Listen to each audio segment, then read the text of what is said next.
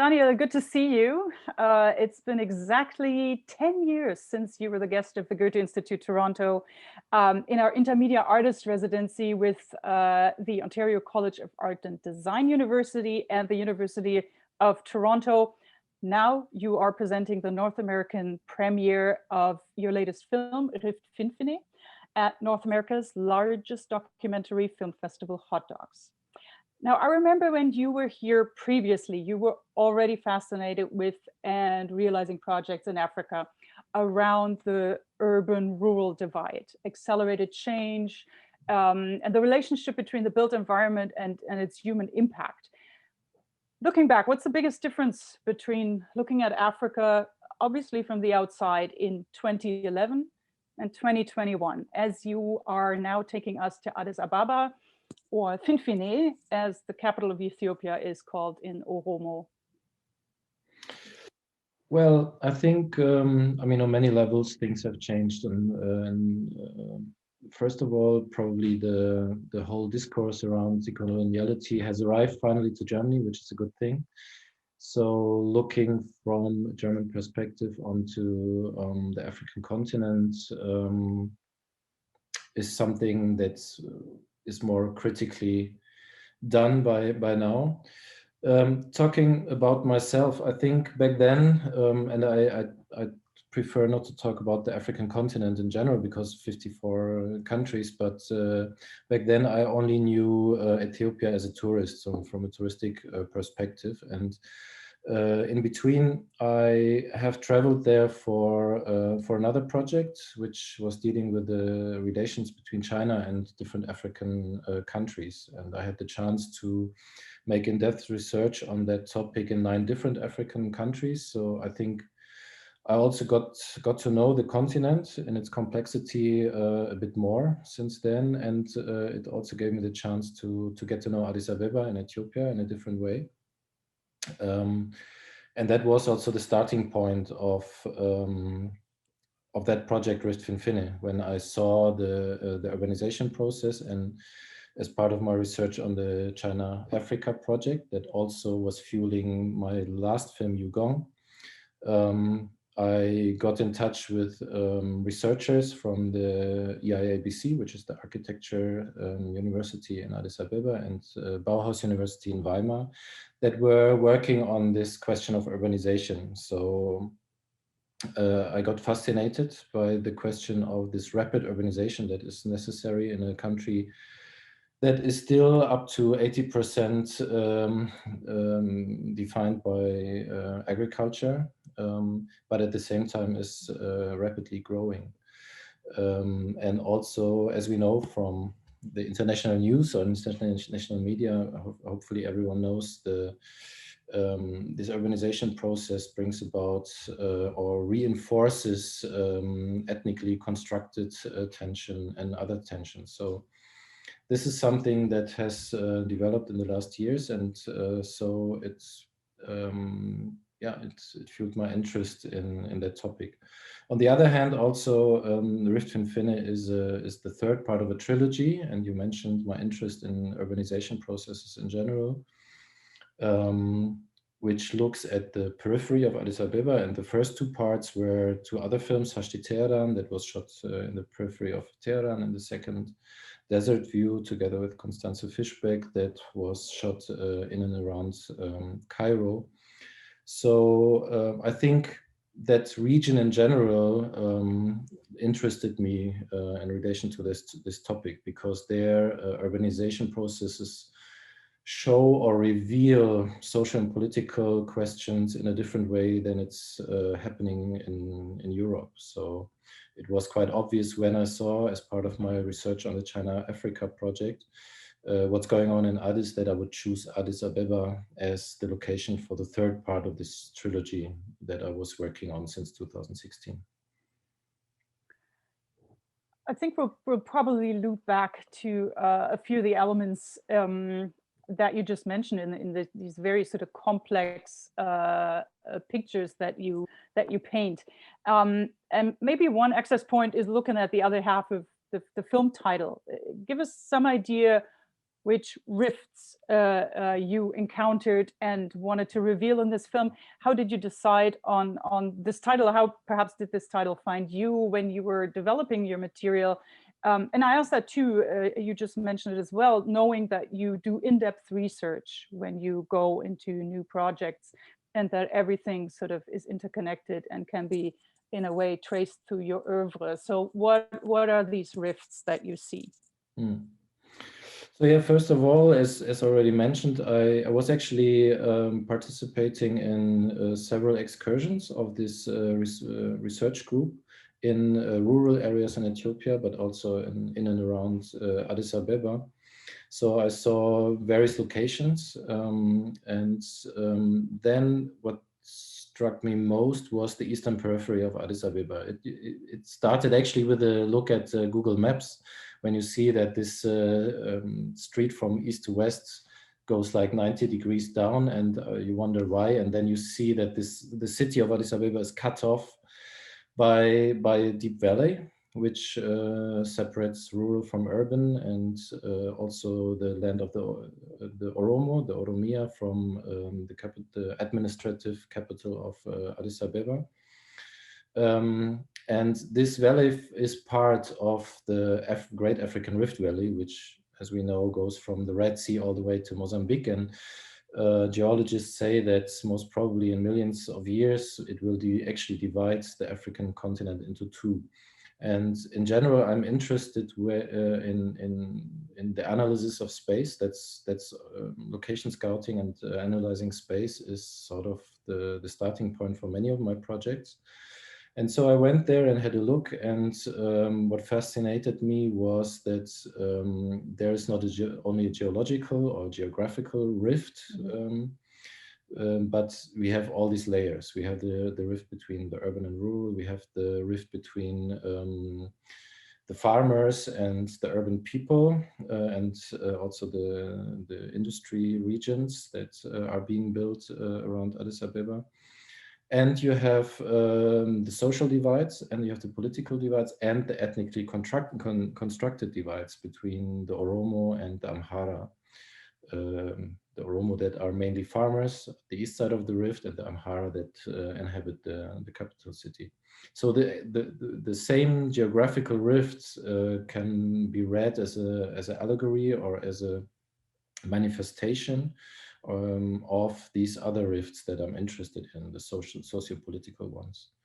So it was quite clear that the word rift, and in the beginning the working title was just Rift, that Rift would be the title of the film, and that this would be the technique to dive into the topic. And of course, as you mentioned before, Finfinnee is the Oromo word for Addis Ababa, so it also is a change of perspective on this word Addis Ababa that everyone knows worldwide, but for the Oromo it's just called Finfinnee. And for anybody who's kind of been following the news, there has been a recent sort of flare up of unrest in Ethiopia and the region. When you made the film, was that palpable? Was that kind of on the horizon, or did it even perhaps already impact the way you were working there? Were people talking about that? Or did that for you, did that come out of the blue? No, I mean, this is a conflict that is there since long. I mean, since decades, basically. If we speak about the conflict about the urbanization process around Addis Ababa and the conflict between the Oromo. I mean, I was quite lucky that I had the chance to film that film and work on that film in Addis in a period quite relatively peaceful period. It was, I started actually around the time when Abiy Ahmed took on power, and he was the first Oromo that took power in Ethiopia. So the Oromo for the first time felt represented in the government since decades. So it was relatively peaceful, which allowed me to actually work, because before that had happened, there was a lot of protests, a lot of bloody protests and tensions, and uprising and all of that. And actually now again the situation is very tense. So actually in that gap I had the chance to make that film. Unfortunately, also as a result, I have not had the chance to publicly show the film in Addis Ababa. So far, I showed it internally for the students of the EIABC. I showed it to some of the protagonists that you can see in the film, finding them again in the same locations, but it has not been shown because already the title including Finfinnee can cause conflicts there, because it became even a politically charged word to use that word Finfinnee for Addis Ababa. So we could work relatively calm when we shot the film, but we still, of course, were, I mean, also you can see it in the conversations in the film when the people talk about the protests, how they were injured or how they were imprisoned. So it is something that is inscribed in the bodies and in the socio-political reality of the people living there since decades. It's not something new, unfortunately. But of course, I mean, at the moment, the danger for this ethnically constructed conflicts seems to be higher than ever before, which I hope my film will not become more and more like relevant in a political sense. I want to zoom out for a moment. You have worked in other massive global cities. You've mentioned some, Lagos, I know, Tehran, Cairo, Beirut, to also here closer to home, Detroit and Toronto. And again, this interconnectedness in your perspective around urban centers and peripheries is really intriguing and worth exploring. Taking this big picture view, what are your most pressing interests or concerns right now when exploring urban conditions across continents? Do you see common threads or threats, or at least shared developments, good or bad? Yeah, I mean, first of all, I'm not an urbanist, I'm still a filmmaker, so I can only talk from the perspective of my own experiences and my own researches that I did, that are of course different from the researches of urbanists. And I also tried to work sort of very specifically in case studies that I really make a film on that specific location that I'm working on.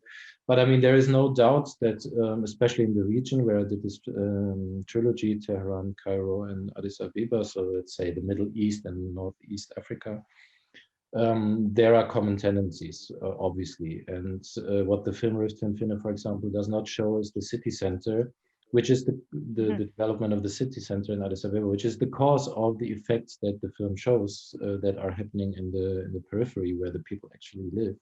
But when you look at the city center of Addis Ababa, it is a massive construction of high-rise corporate steel and glass buildings, the eviction of the rooted and organic communities there, and their living in neighborhoods and all this.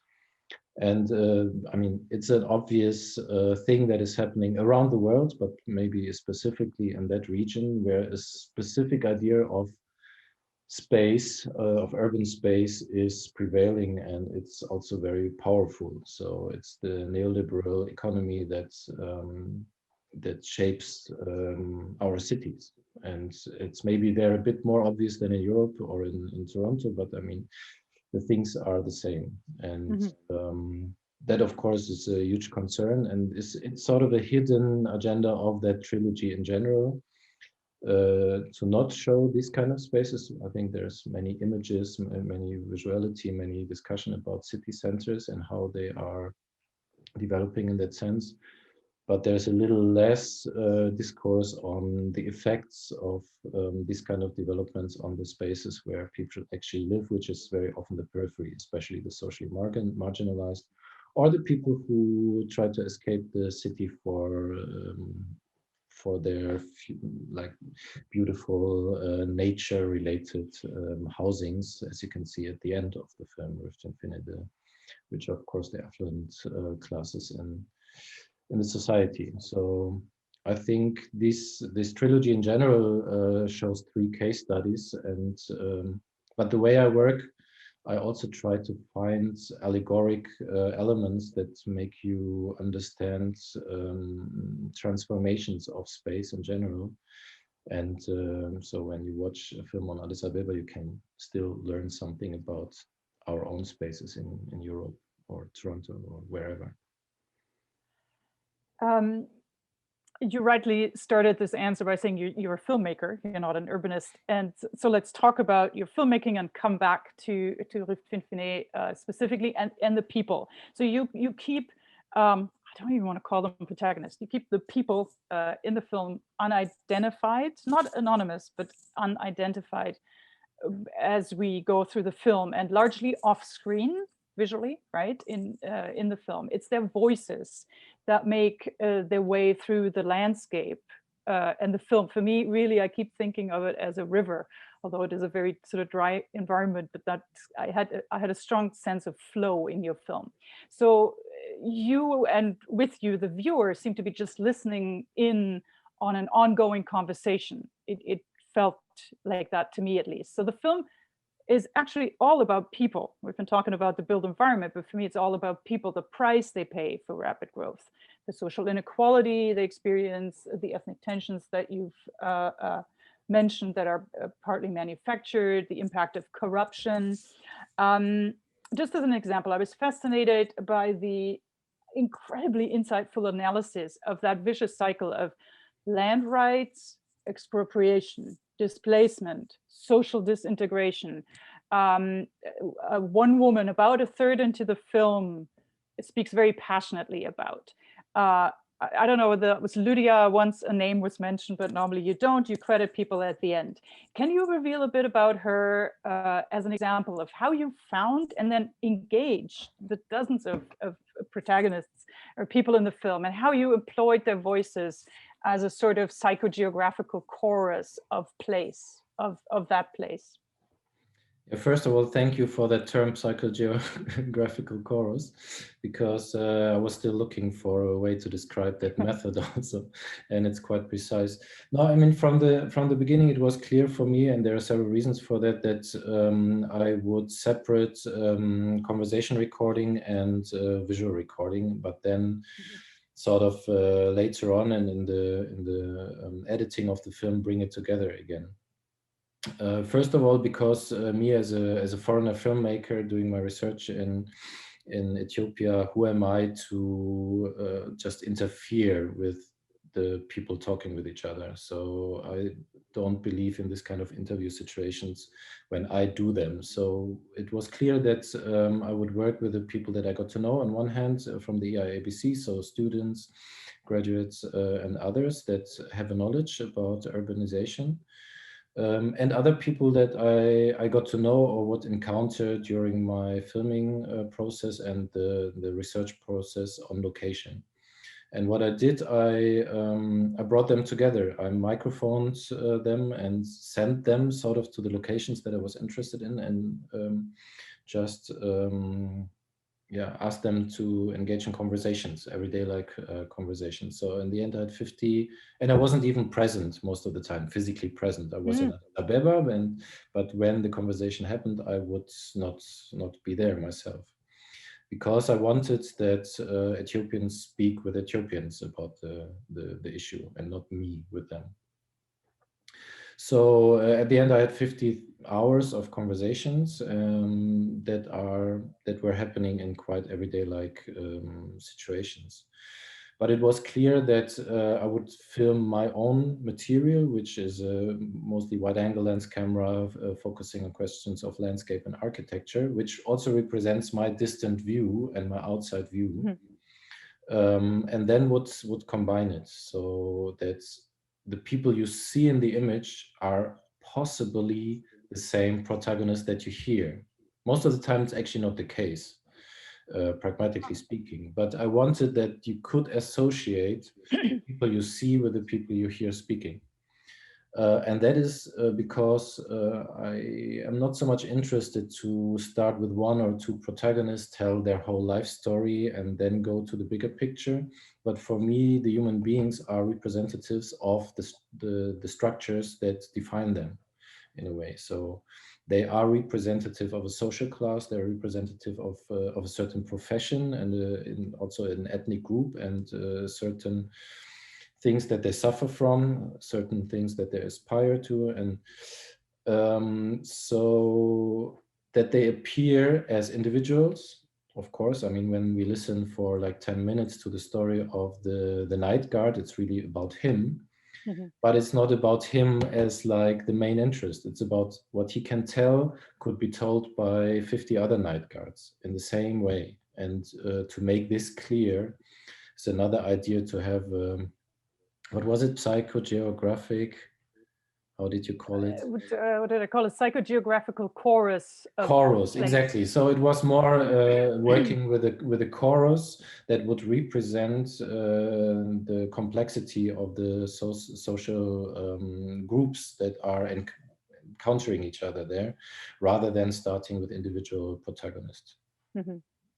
Yeah, thank you so much for unraveling that a bit more, because that, I feel, is very much part of your very specific and unusual handwriting and your personal style of documentary filmmaking, which is quite different from sort of the mainstream approaches that focus on, you know, one amazing charismatic person that completely draws you in, and goes from there. You kind of always have that wide angle in the largest sense of the word, not just with your camera work, but also with your conceptual understanding, I think.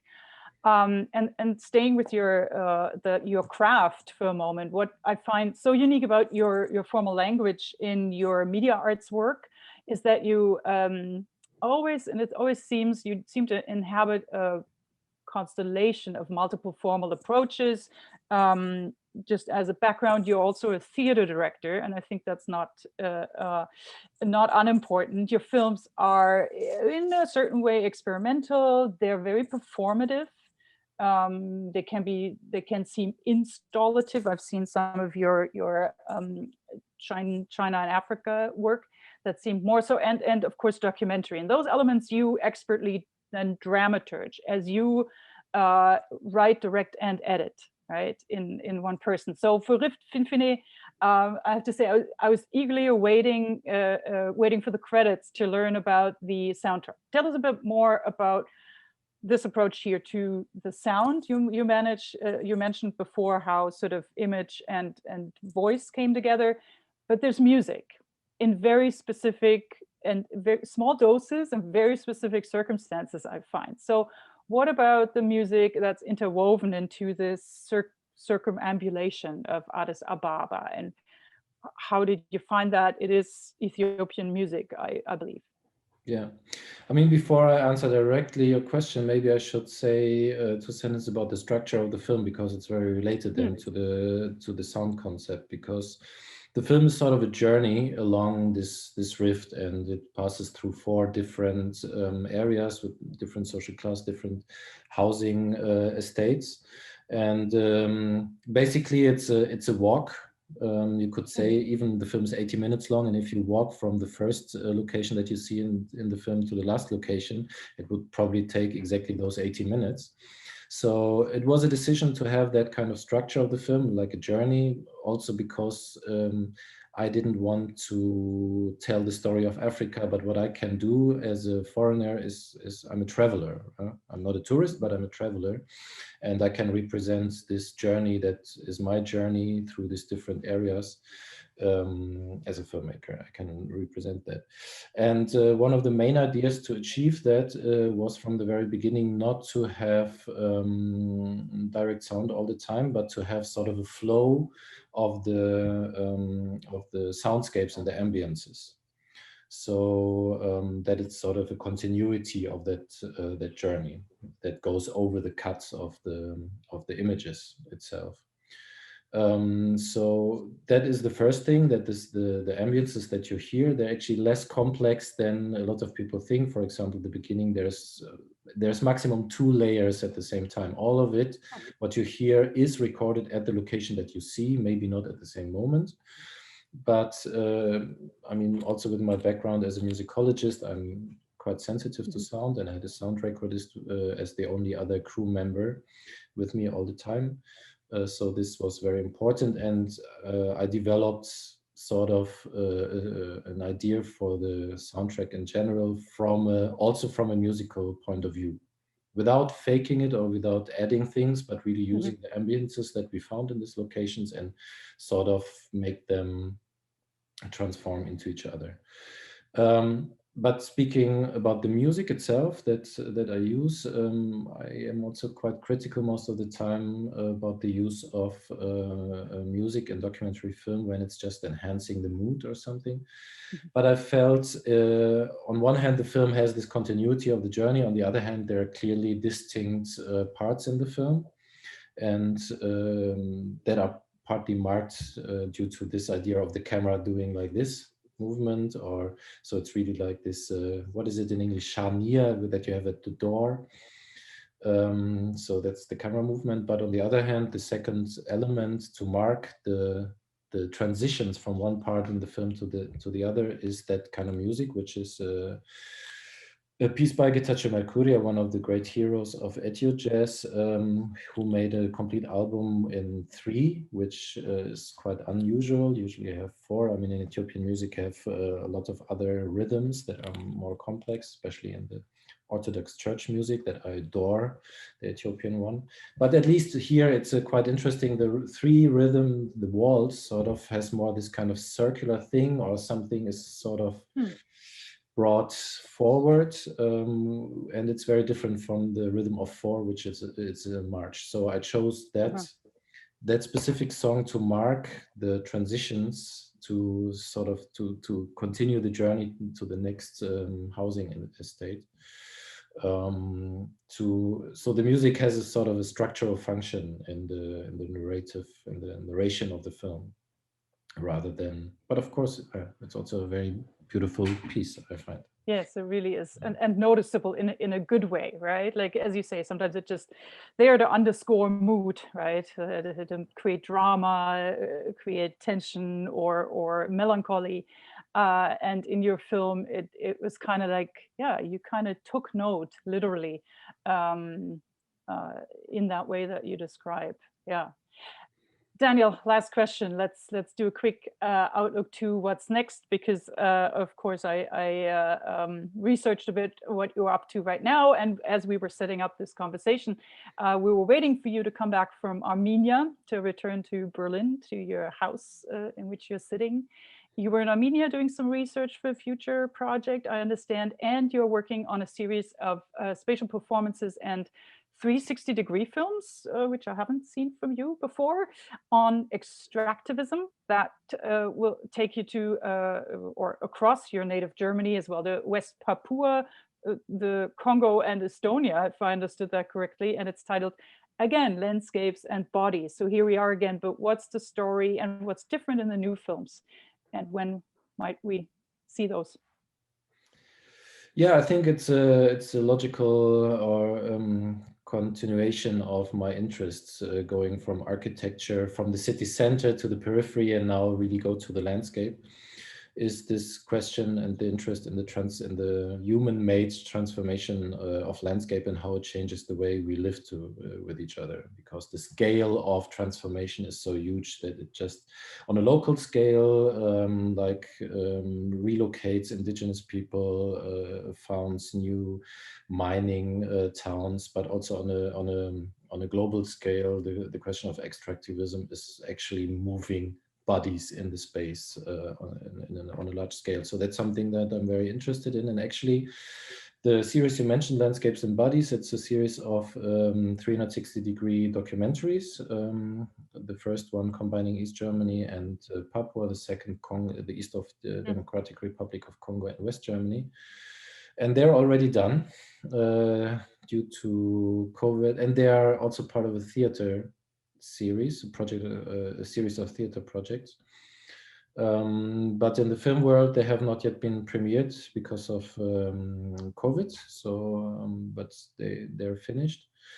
And I think also in Rift Finfinnee, you see that interest in the transformation of landscape from the quarry in the beginning, then how this is grinded and made into stones, and then geometrically made into housing blocks. Mhm. So that's an ongoing interest, and also the question of land rights, land ownership that is very visible or recognizable in Rift Finfinnee is something that is still in my mind, and that is something that I'm now did a research in Armenia. I don't know, maybe it's far too early to talk about it because it was a very first research on this question of land extractivism, mining, but also as you know, we are in Armenia. We are in a quite recent post-war situation with Azerbaijan about the Nagorno-Karabakh, or Artsakh, how the Armenians call it. So this double bind of political interest in space and extractivist interest in space is something that I'm very fascinated. And who knows? Hopefully, maybe one day it could be my next film, but that's too early to say. And why 360-degree? Like, what does that formal choice afford you specifically for these new projects? That has several reasons. As I mentioned, the Landscapes and Bodies series is connected also to live performances in theater. So I wanted to provide the audience a spatial experience themselves, since it's very much about the transformation of space. The template that a cinema projection gives to the viewer is just very restrictive in a way, and very limited, while experiencing space with a VR glasses, turning on a turnable chair, revolving chair, gives you a different kind of spatial experience.